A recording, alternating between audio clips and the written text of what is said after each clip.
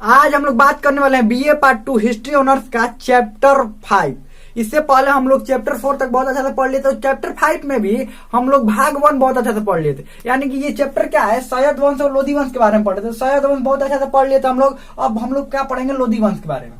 आपको पता है कि सैयद वंश का अंतिम शासक अलाउद्दीन आलम शाह कौन था? अलाउद्दीन आलम शाह, जो कि दिल्ली छोड़कर बदायूं चला गया था। तो जब बदायूं गया था तो इसको आमंत्रण दिया गया था कि इसको बहलोल लोधी को, ये सूबेदार था, ये सूबेदार था, एक छोटा सा जगह सूबेदार था। तो इसको आमंत्रण दिया गया कि देखिए तो दिल्ली से निकल गया, अब आइए आप ही जिम्मेवारी संभालिए दिल्ली का।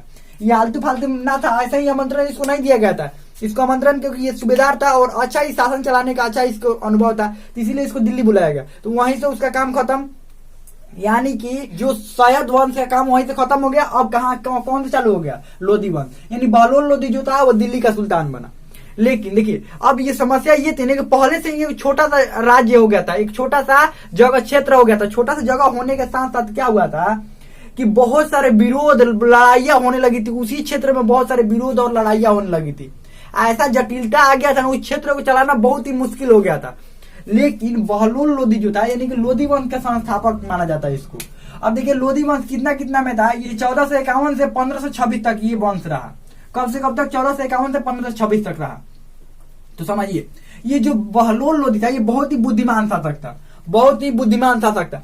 ये आसपास लड़ाई, इसके राज्य में लड़ाई हो रहा था तो बहुत सारे ऐसे निर्णय लिए, ऐसे फैसले लिए जिससे लड़ाई समझौता करवा कर लड़ाई वड़ाई सब शांत करवाया और आसपास के जो क्षेत्र से उनसे मित्रता बढ़ाना शुरू किया। क्या किया? आसपास से मित्रता। देखिए अभी भी कहा जाता है कि अपने पड़ोसियों से, देखिए सभी पड़ोसी से को तो मित्र नहीं बना सकते, इतना तो कंफर्म है। अगर चाहिएगा कि सभी पड़ोसी के मित्र बना ले तो नहीं हो सकता है, लेकिन कुछ पड़ोसियों को कम से कम मित्र रखना चाहिए। नहीं कि सभी पड़ोसी दुश्मनी किए हुए हैं। अब बताइए कोई बाहरी आक्रमण कर देगा तो कौन बचाएगा? अगर कोई बड़ा बाहरी आक्रमण कर दे तो कौन बचाएगा? इसीलिए कहा जाता है कि सभी पड़ोसी से तो संभव नहीं होता है, लेकिन कुछ पड़ोसियों से क्या मित्रता बनाकर रखनी चाहिए।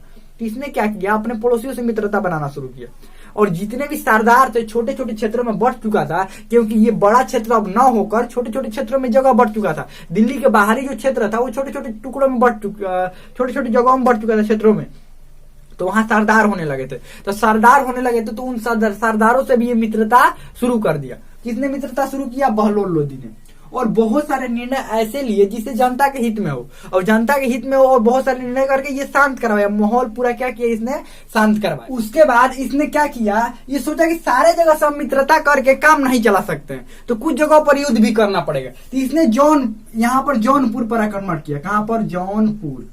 जौनपुर पर इसने आक्रमण किया, वहां के राजा को हरा दिया। अब वहां के राजा को हराने से, क्योंकि जौनपुर उस समय बड़ा एक क्षेत्र हुआ करता था, तो राजा के हराने से सारे आसपास के जो छोटे सरदार थे वो ऐसे ही डर गए, ऐसे ही भयभीत हो गए। क्या वो होता है, देखिए फिल्म में देखे होंगे, अगर मेन गुंडा को पीट दीजिएगा तो आसपास वाला कौन भटकेगा, वहां पर कोई नहीं रहेगा। इसलिए पिटाई हीरो किसको करता है? पहले जो मेन गुंडा होता है उसको पीट देता है, तो क्या होता है, आसपास वाला जितने भी छोटे छोटे गुंडे होते हैं सब क्या होते हैं? डर जाते हैं। तो ठीक वैसे ही कि यहाँ पर वो उदाहरण लेके बस समझाया, यहाँ पर बड़ा राजा को जब हरा दिया तो छोटे छोटे जो सरदार थे वो अपने आप आत्मसमर्पण कर दिया इसके पास। उसके बाद इसने सिक्का भी चलवाया, सिक्का चांदी का चलवाया था, ध्यान रखिएगा, सिक्का इसने चांदी का चलवाया था, चांदी का सिक्का चलवाया, जो कि ये अकबर के समय तक चलता रहा। अकबर के समय तक आपको पता है कि अभी भी उस जमाने का, यानी कि प्राचीन समय का अभी भी सिक्का सोना का वो चांदी का मिलता है, तो उसका वैल्यू बहुत ज्यादा होता है। जितना सोना का, उतना ग्राम सोना जितना वैल्यू होता है, सिक्का का भी उतना ही वैल्यू होता है। ये होता है कि उस समय का, प्राचीन समय का किसी शासक अगर सोना का सिक्का मिले तो अभी नहीं चलेगा। चलेगा क्यों नहीं?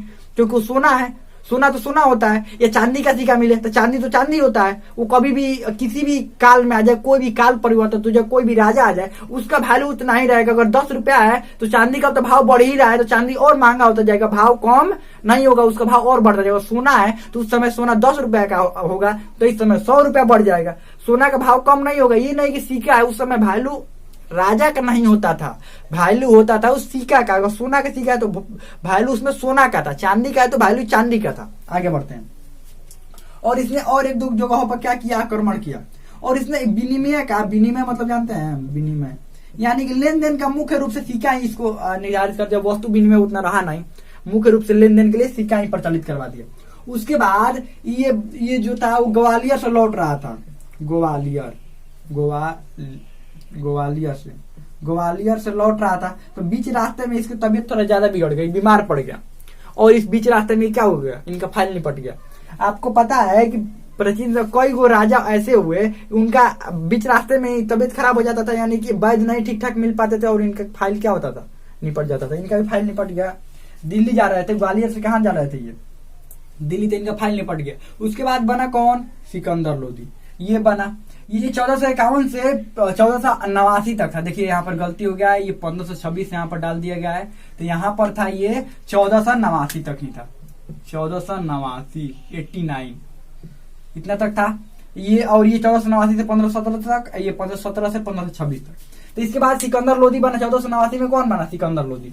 और ये भी ज्यादा कुछ खास कर नहीं पाया, ज्यादा कुछ नहीं कर पाया। ये आसपास के सरदारों की ठीक ठाक इज्जत करता था, सबकी इज्जत ठीक ठाक करता था, कोई दिक्कत नहीं। ऐसा नहीं था कि सरदार छोटे हैं तो उनका अपमान किया जाए, ऐसा कुछ बात इसमें नहीं था, सब चीज ठीक ठाक था। और इसको संगीत से बहुत ज्यादा लगाव था। इसको क्या था, संगीत से बहुत सारा वाद्य यंत्र तो जो होते हैं, शहनाई, ये अलग अलग वाद्य यंत्र था, उससे बहुत इसको लगाव था। और ये माप करने के लिए, जमीन के माप करने के लिए नई पद्धति का भी इसने क्या किया था, शुरुआत किया था। इसको भी, ये भी बीमार पड़ने के कारण मृत्यु हो गई थी इसकी भी।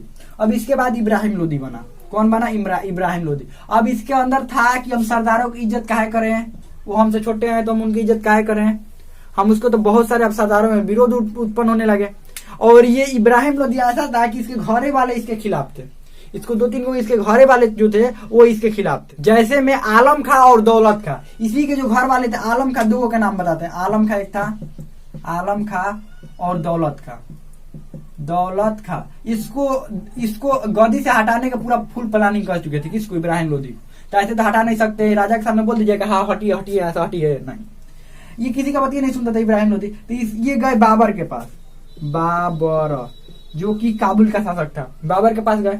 और ये दोनों कहे कि देखिए आइए आक्रमण कीजिए, आमंत्रण दिए कि आइए दिल्ली पर आक्रमण कीजिए, इब्राहिम लोदी है, इसको हराइए, हम आपकी मदद करेंगे। किसको, बाबर का। जब घरे वाले लाग गए हराने में, तो कहे नहीं हार जाएगा। ये एगो आमंत्रण दिया जाता है किसी को घर पर मेहमान की तरह, आइए आमंत्रण देने गए हम मार करने के लिए, मारे करने के लिए आमंत्रण देने गए ना, मार झगड़ा करने के लिए। बताइए, एक आमंत्रण दिया जाता है कि उधर से मेहमान आइए बनकर, अच्छा से स्वागत होगा आपके। आइए मार करने के लिए आमंत्रण दे, आओ हमारे यहाँ मार करो आकर, यही कह रहा है ना इससे, बाबर से। तो ये आया कब, 1526 में। 1526 में अप्रैल 1526 हुआ पानीपत का प्रथम युद्ध। एकदम भीषण युद्ध हुआ था, पानीपत का प्रथम युद्ध हुआ था, जो कि ये दिखाई तो इसके तरफ से दे रहे थे कि इब्राहिम लोदी की तरफ से, लेकिन मदद किसी को कर रहे थे, बाबर। तो बाबर और इब्राहिम लोदी के बीच ये युद्ध हुआ कब, पानीपत का प्रथम युद्ध बाबर और इब्राहिम लोदी के बीच हुआ। और उसमें, उसी युद्ध में इब्राहिम लोदी जो था, बीच युद्ध में ही मारा जाने वाला पहला शासक था। दिल्ली सल्तनत का पहला जो शासक था, कि वो बीच युद्ध में ही क्या हुआ था, मारा गया था। दिल्ली सल्तनत का भी कोई ऐसा शासक नहीं था जो बीच युद्ध में ही मारा गया हो। ये बीच युद्ध में क्या हुआ था, इब्राहिम लोदी के चारों तरफ से घेर लिया था, और बीच युद्ध में क्या हुआ, इसको मार दिया गया। तो यही था। और 1526 में पानीपत के युद्ध कौन जीतेगा, बाबर। और यहीं से ये कहानी हो गया खत्म, इब्राहिम लोदी की कहानी खत्म, लोदी वंश खत्म। अब आएगा मुगल वंश। कौन सा वंश आएगा, मुगल वंश। 1526 में इनका फाइल निपट गया, क्योंकि 1526 में क्या हुआ था, पानीपत का प्रथम युद्ध हुआ था, और यहीं पे काम खत्म। और ये हार गए, कौन, इब्राहिम लोदी हार गए, क्योंकि इसके घरे वाला सब वैसा ही था। ये सब घरे वाला कौन था, आलम खां, दौलत खां था, ये दोनों था कि ये हरवाने का था इसको। तो हमें तो बहुत अच्छे समझ में आ गया होगा। ये जो चैप्टर वो पूरी तरह से खत्म हो गया। अब आगे हम लोग अगले चैप्टर में आगे पढ़ेंगे, हमें बहुत अच्छा समझ में आ गया होगा। इसमें आपको कोई भी डाउट हो, ये पूरी तरह से चैप्टर कंप्लीट हो गया। इसके बाद हम ऑब्जेक्टिव क्वेश्चन इसके करेंगे, सब्जेक्टिव क्वेश्चन, उसके बाद हम मॉडल सेट देंगे। हम लगता है बहुत अच्छा समझ में आ गया होगा। इसमें कोई भी डाउट हो, कोई भी क्वेश्चन हो तो कमेंट में पूछ सकते हैं, हम लगता है समझ में आ गया होगा।